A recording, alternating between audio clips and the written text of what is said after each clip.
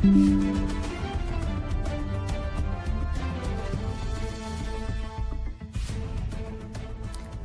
and welcome. Tonight on Spotlight, we break down the first presidential debate between Kamala Harris and Donald Trump. The highly anticipated face-off saw fierce exchanges between the candidates on issues like climate change, immigration, and foreign policy. While the candidates aim to rile each other, Trump supporters may have gotten more red meat, but Kamala Harris earned coveted endorsements from influential figures. So, who came out on top?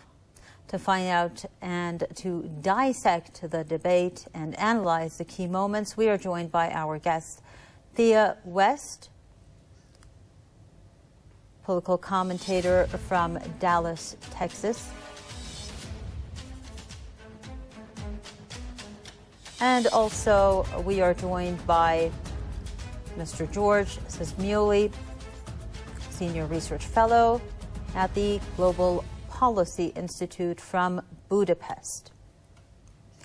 Thank you very much to both of you, gentlemen. Let's begin with our guest from Dallas. In your opinion, who came out on top?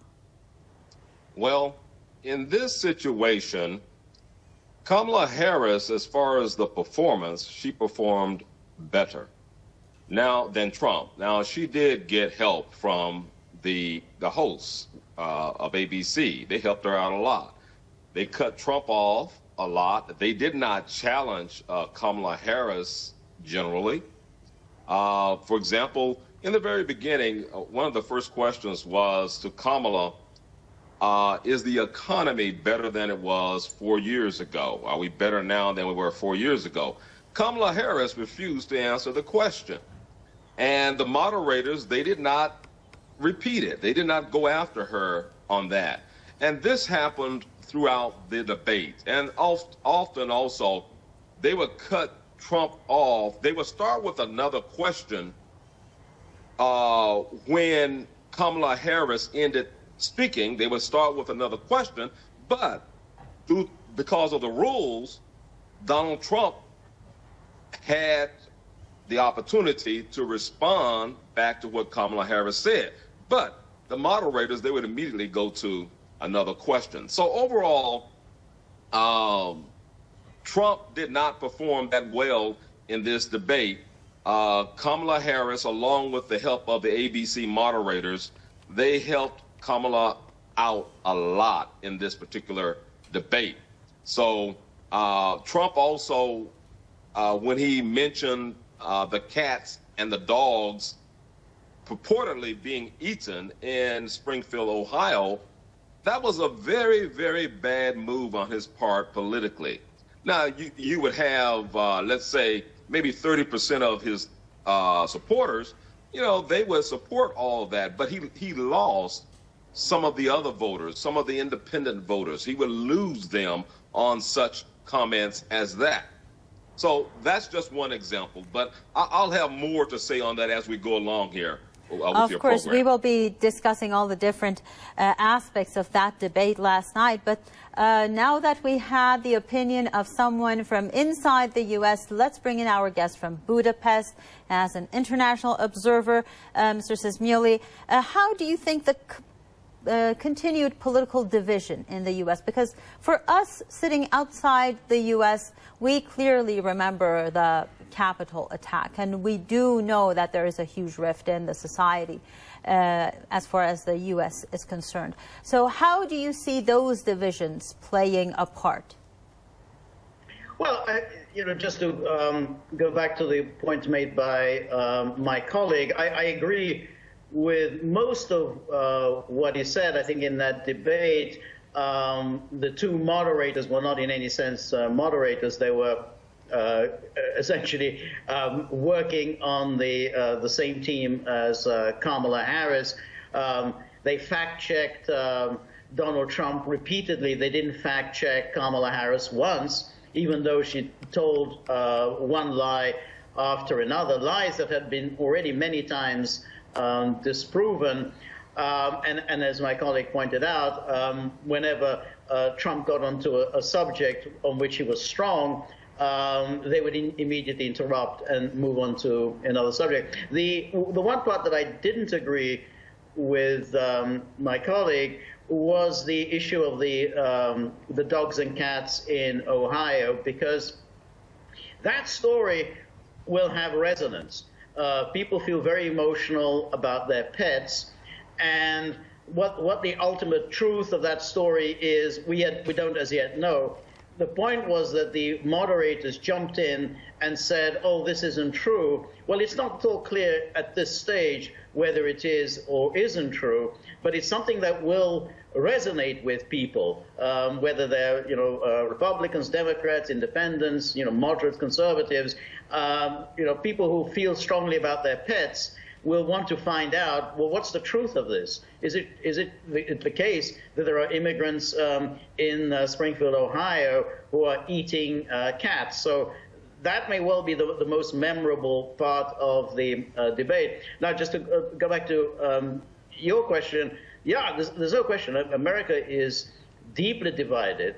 It is a 50-50 country, so it's looking like this will be the third election in a row that will be decided by a few tens of thousands of votes. That was the 2016 election and the 2020 election, and it's going to be decided on a handful of states. It's very hard to see how this division can be overcome. And in particular, while Trump has obviously very ardent supporters, he has many ardent opponents on the other side. Same goes for Kamala Harris, and I think if one has a big takeaway from the debate, it will be that neither side will feel that that anything fundamentally has changed. Those who Trump supporters will say, yeah, Trump won, and he's great, and Kamala Harris is terrible, and her supporters will say, oh, she won, and Trump is terrible. So I don't think anything very much will change as a result of this debate. Okay, so our guest from Dallas here, please, if you could please tell us what you think about some key issues that were raised. We did even see Kamala Harris herself mentioning that two very different viewpoints were presented to the people watching the debate. As far as the U.S. economy is concerned, as a key issue that ripples throughout the world, and the effects of U.S. economy can be seen almost everywhere in the world. How do you see those two viewpoints differ? Well, I'm going to make 2 points. I'll start with the economy, and then I'll cover something that Kamala Harris said and that Donald Trump said. Now, with the economy here in the United States, inflation is high. Trump repeatedly mentioned that. Now, of course, the moderators, they tried to step aside from that, but Trump repeated that. So that was good of Trump that he kept drilling that point home. Inflation is very high in this country. Trump also mentioned about many of the manufacturing jobs. They're not here in the United States. Many American manufacturing jobs, they're in Mexico. Those plants, those manufacturing plants have relocated to Mexico. Now, Trump responded that, look, I will hit them with huge tariffs. If they're going to produce those products in Mexico and then ship them to the United States to sell them here, well, it's not going to be profitable for them to do that because I will hit them with a big tariff. Now, of course, Kamala Harris, she tries to strike back against that. So Trump won in that instance right there.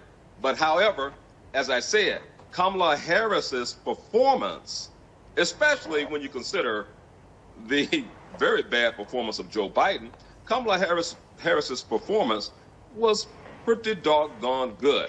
Now, the other point that I wanted to mention that's not about the economy was when Trump the moderators actually brought up this January 6th situation. And then Trump said, well, look, Nancy Pelosi, who was Speaker of the House, Democrat Speaker of the House, Nancy Pelosi, when I asked her if she needed more security on January the 6th, because there are some people who are very, very angry, who's going to be very angry in the crowd, Nancy Pelosi refused Trump's offer of the National Guard.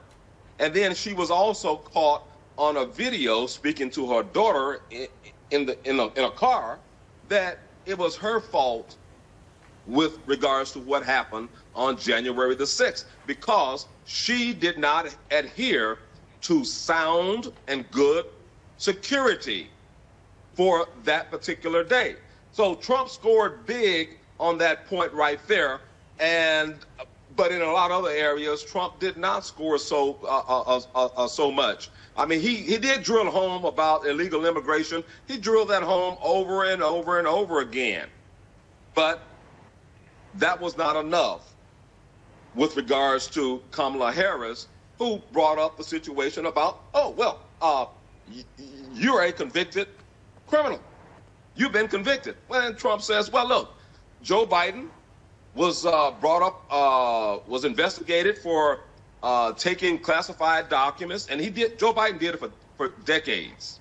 And he was not president. As senator, he did it. As vice president, he was doing that. So he did not have any executive privilege as a president.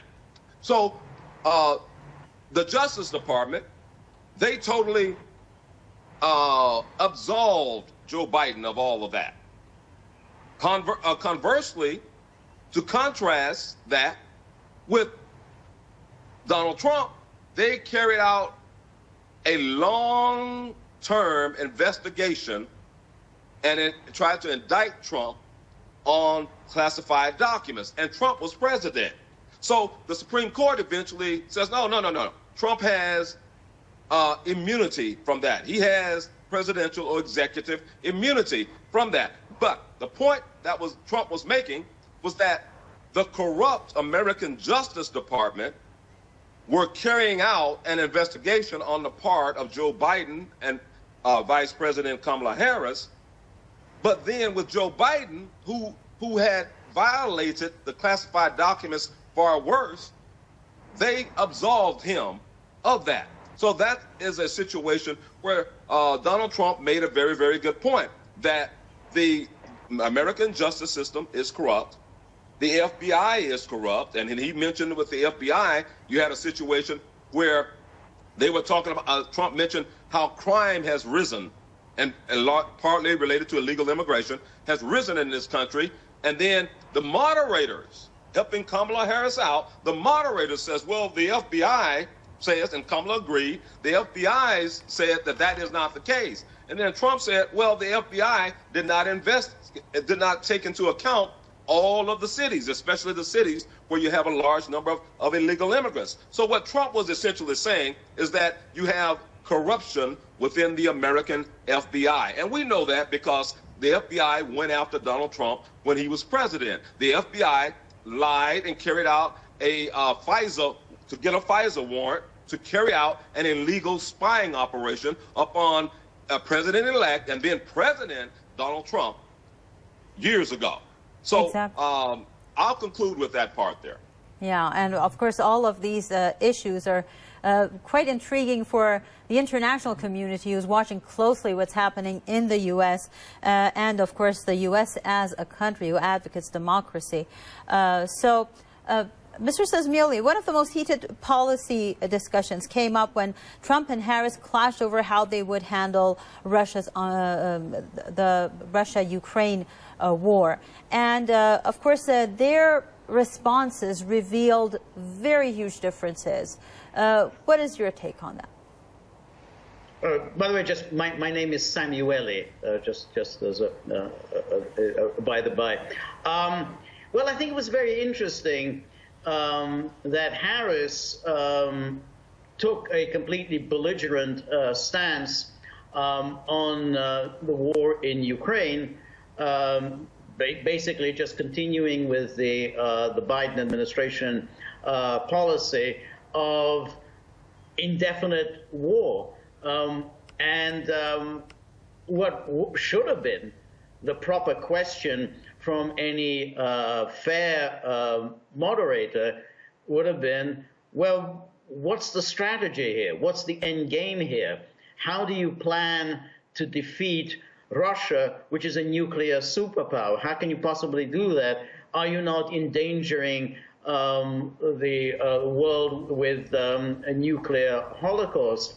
But instead of that, the moderators took entirely the stance of the Biden administration and, of course, the foreign policy elite that govern Washington, and sort of made Trump the bad guy, because Trump had said, well, I intend to bring peace really as soon as I'm elected, even before I'm inaugurated, as I'm going to bring peace. And the moderator asked, well, don't you want Ukraine to win? And Trump reasonably said, I want this war to come to an end, which is what any civilized human being should say. And having answered that question, then the moderator asked again, even though Trump had obviously answered that question, don't you want Ukraine to win? And I said, no, I want this war to come to an end. And that should be instructive for the American people, and should be instructive for the world, that you have one side that wants to just continue this war, which means continue this fighting, which hundreds of thousands have already died, and therefore you continue it, and then hundreds of thousands more will continue to die. It's already cost $200 billion for the United States, enormous amount in Europe. It's led to an economic downturn in Europe. And Harris's view is, well, let's just continue, without any idea of how are you planning to bring this to any conclusion. I think that was a very striking moment in that debate. And it should, if Trump, I think, had been a more effective debater, he's never been a particularly effective debater. If he had been a more effective debater, then he should have just drawn a contrast. I am the candidate who intends to bring peace to Ukraine. Whether he does it or not, that's a different issue, but at least he intends to bring this war to an end, as opposed to the other side, which just simply plans to go on, for year after year, with hundreds of thousands getting killed. And I think that's what was an important contrast between the two candidates. Okay, I can see Mr. West nodding.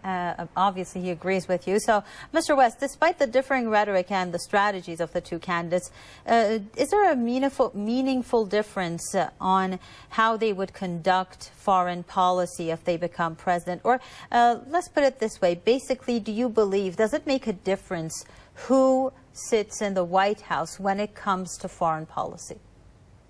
Well, the answer is yes, it does make a difference, but I think the question could be asked, how much of a difference?